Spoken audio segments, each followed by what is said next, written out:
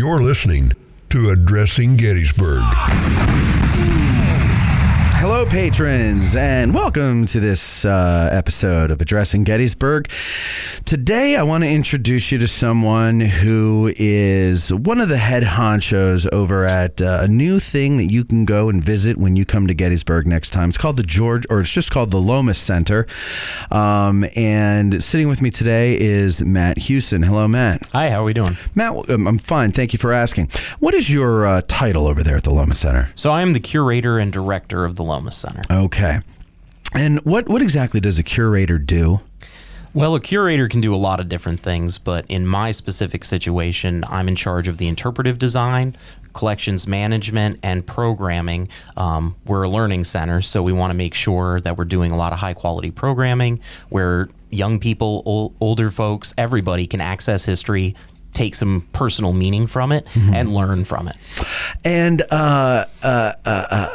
then, so I guess as the director, you're also doing what? What is your curator and director? So what does the director part of you do? The director part is the business side of it, going out looking for grants, taking charge of all of the monetary parts of a museum, because museums do spend money, even when they're not for profit, which we are. There's still a lot of expense in maintaining the collections, designing programming, and making those programs available for folks to come and enjoy. Yeah, it's got to be. How do you get going, especially as a nonprofit? That sounds like it's got to be a lot harder than opening a for-profit business. It is and it isn't. So the nonprofit portion is just that we're not going to turn a profit. Whatever we do make goes back into the collections management, back into maintaining the site. It's really just a lot of paperwork and maintaining a quality paper trail so that it proves that we're not out trying to make a profit. Right. Tell us about the Lomas Center. What is it? Well, the Lomas Center is a learning center and museum. We have collections displays. We have a conference room that's available for use by other organizations and for our programming as well. And it is the final location for a very high quality, large scope collection that took a lifetime to create. It's George Lomas's personal private collection of military firearms, original Civil War artillery. We also have a shell collection and a number of civilian home front items as well. It's an all-encompassing collection of basically the material culture of American military history and here in Gettysburg. Just to make sure, because I'm sure Eric's wondering, when you say shell collection, you're not talking about seashells. You're talking about artillery shells. Absolutely. Not seashells, but original projectiles. Eric loves seashells. You know how I love me some shells. He gets so excited when he hears shell collection. And then, really do. Yeah. Well, there you go. Spastic. Okay. So I guess the question everybody that's listening has right now is, who the hell is this George Lomas? And why does he get a center? So tell us, who is George Lomas and why does he get a center? Well, George Lomas was the founder of Regimental Quartermaster, which has been a staple cornerstone business in Gettysburg. Yep. Supplying reenacting equipment, reproductions, uniforms, all of those types of things that you need to bring history to life and do living history. He started out, he's a Philadelphia boy.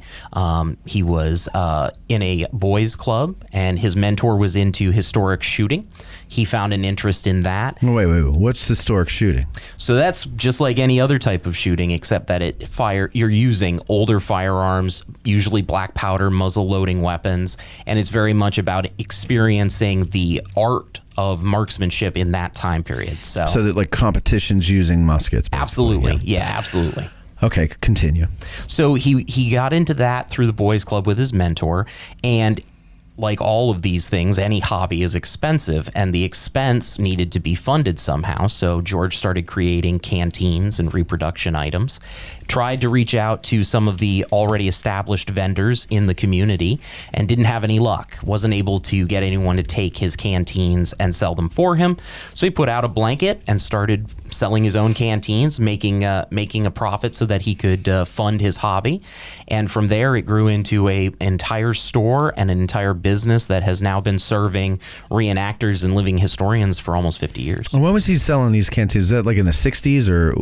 Yes. Yeah. So George took part in all of the centennial reenactments. In fact, here in Gettysburg, in 1963, he was one of the guys that fought through the streets in the reenactment. Oh, cool. Yep. And So that, and he had a day job though. He wasn't just selling canteens on blankets, right? Absolutely. Like, yeah. That was definitely not the only business or work that he was doing. He worked for the phone company in Philadelphia. It would eventually become Verizon, and that's where he retired from. So he's working a full-time job and then going on weekends and reenacting, selling to reenactors, going to shooting competitions, and supplying those items as well. Mm-hmm. And what year does he open Regimental Quartermaster? So Regimental Quartermaster, a brick and mortar store, Yeah. that developed towards the end of working at Verizon. So I would believe, I'm not sure the exact date, of course, but it would have been in the probably in the 90s. 90s, okay, that makes sense, because I started coming here in the late 90s, and as long as I can remember, the Regimental Quartermaster has been here. So, and that's what I tell everybody Yeah. as well. I really feel that George had a big hand in my life and me getting into reenacting. I came here when I was 7 years old. I was into model railroading. We were in Lancaster looking at the Pennsylvania Railroad Museum, and we saw an advertisement for 4th of July weekend. It was the 135th Gettysburg. Oh yeah, good one. That was a good one. Absolutely. It was the first event. I had always liked history about trains, but I got here, I went to the 135th, and it changed everything for me. Yeah. And the next year I was reenacting. So I've been reenacting since I was 7. Was the Regimental Quartermaster originally in the old Colt Museum? Was that them? I don't believe so. I'm not sure though. Oh, okay. Yeah. Because I feel like they were there and then they moved down the road to where they are now. But I could be wrong on that. But I'm pretty sure it was them. But don't quote me on that. We won't. Okay, good. But if it was, you might want to find that out for the story, because that was I do remember that place, and there was like reenactor stuff in there, and then a museum of cults, I guess. I never went in, but I do remember that. But anyway, so he does the Regimental Quartermaster. He starts the GAC, which is the Gettysburg Anniversary Committee, and that's who puts on the reenactments that have been going on since the 90s. You said the 135th was the first one that they did, or I don't believe it was the first. It was the first one I. the first one you went Correct. to. Okay, Yes. gotcha. So those were a big, huge draw every year, and they went past his death, right? Correct. What year did he die? He passed away about 5 years ago. 5 years ago. Yep. Yeah, I remember. I wasn't living here at the time, but I heard it, and I thought, oh man, that's like a pillar of the community that we lost there. Yep. So how does the idea to start the Loma Center come about? Well, it all predates my involvement, but Okay. I know that George had this excellent collection of Civil War and other time period firearms he'd been collecting for a lifetime, and it typically was, like any other collector, fitting your collection in with the space that you live in. And so with the quality of the collection and the number of items, it became apparent that probably there should be a final place where this can be stored and enjoyed by the rest of the public, because in private collections, you don't always get to have access to it. Right. And Eric and I got to go and see it probably a month ago, I guess, by now. And it's really cool stuff. I mean, there's like an evolution from was starting at flintlocks, I believe. Yes, Yeah. it starts in the French and Indian War. Yeah. Okay. And then all the way up to Vietnam. Yes. Or no, you went. No, that was it. Vietnam, right? You went up to Vietnam. Yes, yep. Yeah. And you have. Tell us about cannon number 1. So we do have gun number 1. It was one of George's prized items in his collection.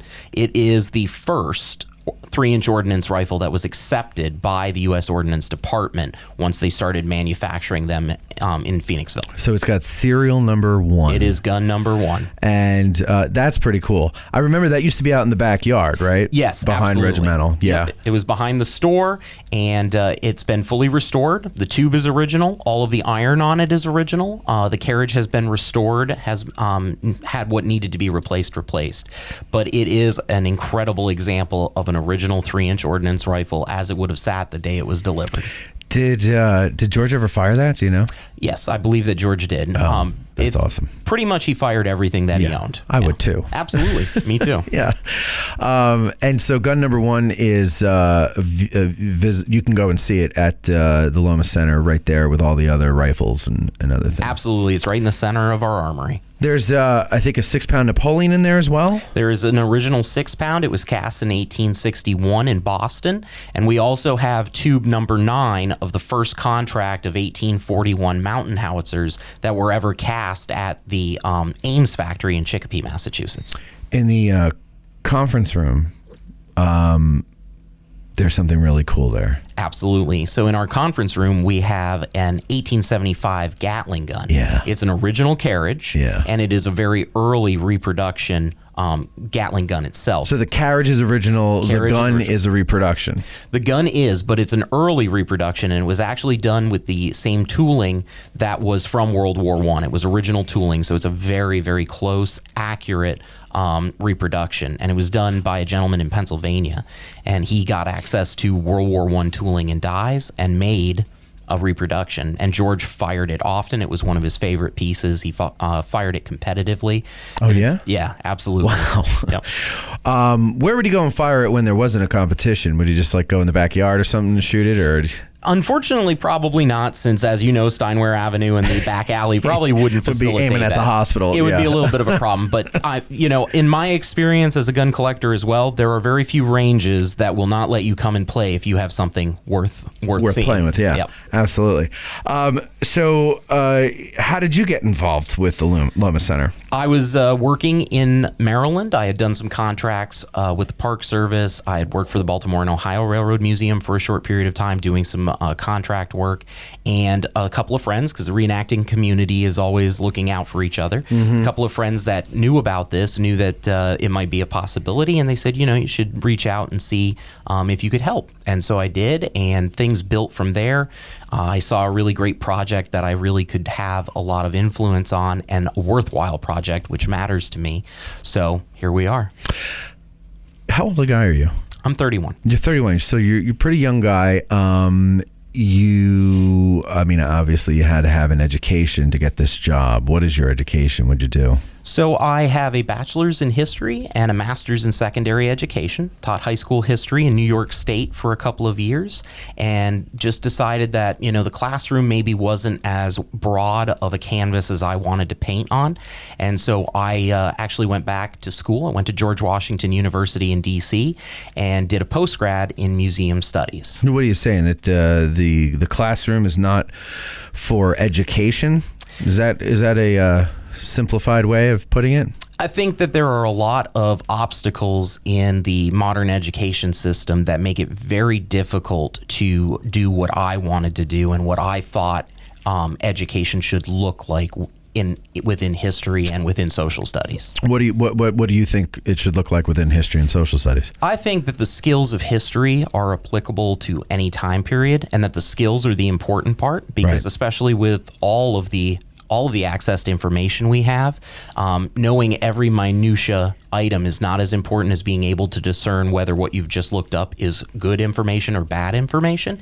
And when you have a dedicated curriculum and you do have a standardized test at the end, you don't get to spend the time you might like to do. Now, there are classrooms where that does happen, and for me, possibly I just wasn't cut out to do that. But I wanted to get people excited about learning from the past, drawing meaning from what they are learning. And that means that if you want to learn something and be excited about it, it has to be a time period you're interested in. And so if you're just trying to cover the world's history in a school year, it makes it very difficult to dig in to the level that you find excitement. Mm-hmm. So, are you basically saying that they don't, that a valuable skill or ability to have in the history world, and I would argue the whole world, anything you want to study, is critical thinking, and they're not teaching critical thinking? Is that kind of what you're saying? Absolutely. Critical thinking is vital to existence. Yeah. It's in our Constitution. The reason, it's built within the fabric of our Constitution. The reason that we are a democracy is that we believe that we need to have an educated population. democracy's a valuable responsibility, but you have to know what you're doing. And so critical thinking is paramount. And it is very difficult to teach critical thinking when you have to cover the entire world's history and pass a test. Right. But we're not a democracy. We're a republic. Well, we are a republic, Yeah. but democracy is hinged on the fact that you have an But it's not educated pure proletariat. democracy. No, it never would be. Yeah, because if it would be a mess. This episode is now available over at patreon.com/addressinggettysburg. Please help support the show and become a patron today.